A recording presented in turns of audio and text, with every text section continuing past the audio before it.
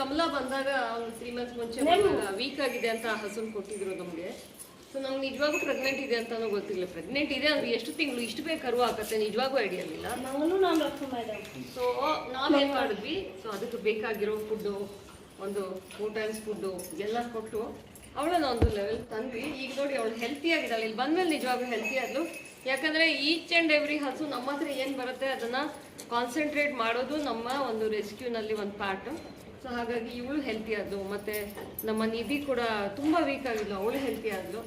So ಇವತ್ತು ಮುದ್ದಾದ ಕರು ಶಂಭುಗೆ ಜನ್ಮ ಕೊಟ್ಟಿದ್ದಾಳೆ. ನಾಳೆ ಶಿವರಾತ್ರಿ ಇರೋದ್ರಿಂದ ಇವನ ಹೆಸರು ಶಂಭು. ಶಂಭು ಮಗ. ಸೊ ಇವತ್ತು ನಮ್ಮ ಗೋಶಾಲೆಯಲ್ಲಿ ಮೊದಲನೇ ಸತಿ ಹಾಲು ಕರೀತಾ ಇದೀವಿ. ಯಾಕಂದ್ರೆ ಈ ಹಾಲು ತೆಗಿಲೇಬೇಕಲ್ಲ ನಾವು. ಹಾಗಾಗಿ